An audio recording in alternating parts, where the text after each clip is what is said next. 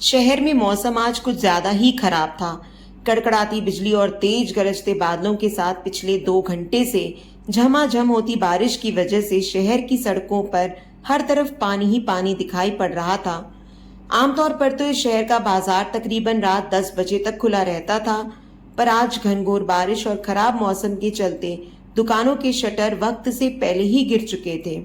साथ ही शहर के कई हिस्सों में बिजली भी गुल थी, जिस वजह से इस बरसते हुए पानी के बीच सड़क पर कुछ एक 4 पहिया वाहनों के अलावा सिर्फ कुछ जरूरतमंद एवं नियमित दिनचर्या वाले लोग ही आते जाते दिखाई पड़ रहे थे, वह भी छाता के साथ। इन्हीं चंद 4 पहिया वाहनों में एक सरकारी कार शहर के नए पुलिस कप्तान आनंद दीवान की भी थी। दीवान का लखीमपुर जिले से 2 दिन पहले ही इस शहर में स्थानांतरण हुआ था और आज ही उन्होंने पदभार ग्रहण किया था। दिन भर शहर के कई थानों का भ्रमण और दफ्तर का काम निपटाने के बाद पिछली सीट पर बैठे एसपी साहब अब गहरी थकान लिए हुए अपने सरकारी आवास की ओर जा रहे थे। कार की ड्राइविंग सीट पर उनका सरकारी ड्राइवर और बगल वाली सीट पर गनर बैठे हुए थे, जबकि अत्यधिक थकान के कारण इस दौरान वह बीच बीच में हल्की झपकी भी ले रहे थे। तभी अचानक से ब्रेक लगाने की एक जोरदार आवाज के साथ एक झटके में कार रुक गई। एसपी साहब का सिर कार की अगली सीट से टकराते टकराते बचा।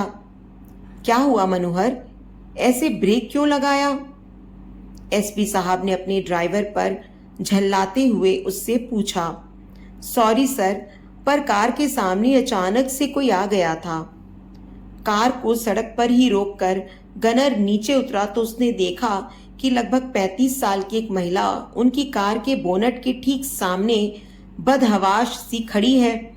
तेज बारिश के कारण उसका भीगा हुआ चेहरा एकदम साफ तो नहीं दिख रहा था, पर पास जाने पर गनर ने देखा कि वह महिला बेहद परेशान दिखाई पड़ रही थी। हेलो मैडम, यही गाड़ी मिली थी क्या सुसाइड करने के लिए आपको? अभी एक्सीडेंट हो जाता तो कल मीडिया में हम पुलिस वालों और हमारे साहब को विलन बनाकर दिखाया जाता। चलिए हटिए सामने से। गनर की बात सुनकर वह महिला करीब आ गई और उसने लगभग गिड़गिड़ाते हुए बताया कि वह जानबूझ के इस गाड़ी के सामने आई है। वह एसपी साहब से मिलना चाहती है। महिला की बात सुनकर गनर ने उसे सुबह ऑफिस आने को कहा, पर वह लगभग रोते हुए हाथ जोड़कर एसपी साहब से मिलने की गुहार लगाने लगी। एसपी आनंद दीवान एक बेहतरीन और होनहार पुलिस अधिकारी थे। उन्हें जनता की उतनी ही चिंता होती थी जितनी कि अपने परिवार की। कार के बाहर महिला का हंगामा होते देख वह स्वयं भी कार से उतर आए। हालांकि कार में इस वक्त छाता मौजूद नहीं था, पर फिर भी उन्होंने बारिश में भीगना मुनासिब समझा। एसपी साहब को अपने सामने देखकर वह महिला बेहद भावुक हो गई और जोरों से बिलखते हुए उसने अपनी करुणामयी समस्या उन्हें सुनाई। महिला ने बताया कि वह पास की ही गली में स्थित एक फ्लैट में रहती है। उसका पति अत्यधिक शराब पीता है, साथ ही उसका किसी दूसरी महिला से अफेयर भी है। उनका एक 7 साल का बेटा है। आज उनके पति ने उस दूसरी महिला के साथ मिलकर उसे और उसके बेटे को रास्ते से हटाने की योजना बनाई। उन्होंने फ्लैट के ही एक कमरे में उसे और उसके बेटे को बंद करके किसी जहरीली गैस का रिसाव सारे कमरे में कर दिया है, जिससे कि दोनों की मौत एक हादसा लगे। अंतिम समय में किसी तरह से खिड़की के रास्ते वह तो बाहर निकलकर भाग आई, पर उसका बेटा अभी भी उसी कमरे में बंद है। अगर उसे जल्दी नहीं बचाया गया तो उसकी जान चली जाएगी। महिला की बात सुनकर एसपी साहब दंग रह गए। बेहद संवेदनशील मामला था। महिला को साथ लेकर वह उसके बताए गए पते पर अपने गनर सहित लगभग दौड़ते हुए गए। इस दौरान उन्होंने क्षेत्रीय पुलिस को भी सूचना दे दी थी। जल्दी ही वह उस फ्लैट तक भी पहुंच चुके थे। फ्लैट का दरवाजा बाहर से लॉक था। उन्होंने किसी तरह से उसे तोड़कर अंदर मौजूद बंद कमरे को जैसे ही खोला, उनका दम घुटने लगा। अंदर सच में ही जहरीली गैस का रिसाव हुआ था। आनंद दीवान और उनका गनर अपनी नाक पर रुमाल रखकर तेजी से अंदर गए। वहां एक कोने में फर्श पर उन्हें एक महिला पड़ी हुई दिखाई दी। महिला की गोद में ही एक बच्चा था जिसने अपने चेहरे पर मास्क लगा रखा था।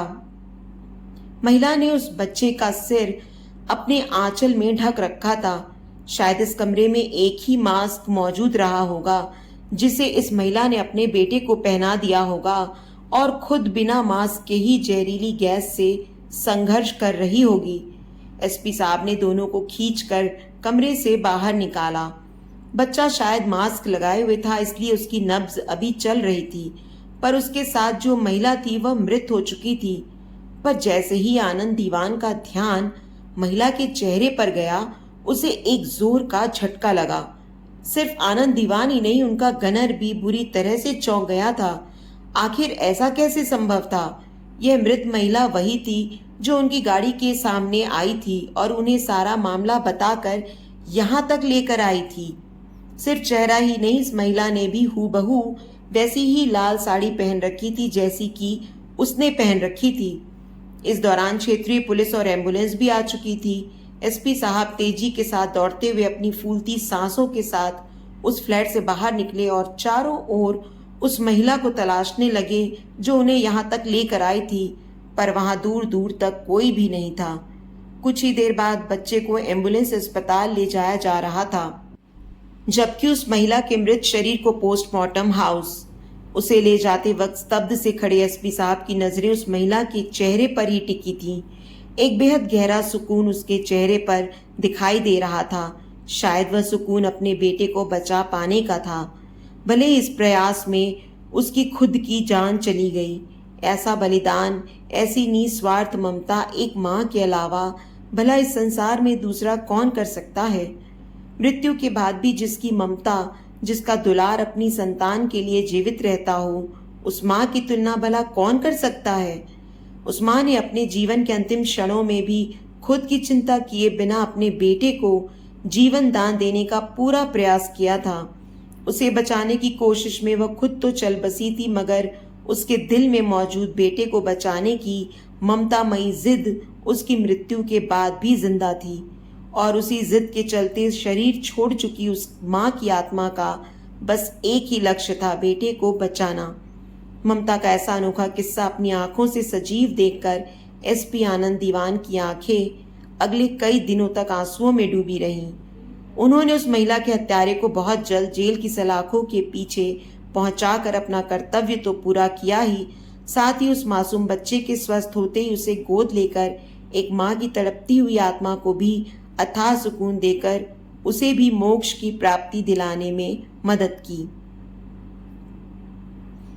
तो दोस्तों, उम्मीद करती हूँ आपको आज की हमारी ये कहानी पसंद आई होगी। कहानी पसंद आई है तो वीडियो को लाइक और शेयर करें। चैनल पर नए हैं तो चैनल को सब्सक्राइब करें और हाँ, नोटिफिकेशन बेल को ज़रूर दबाएं ताकि अगली अपडेट सबसे पहले आपको मिले।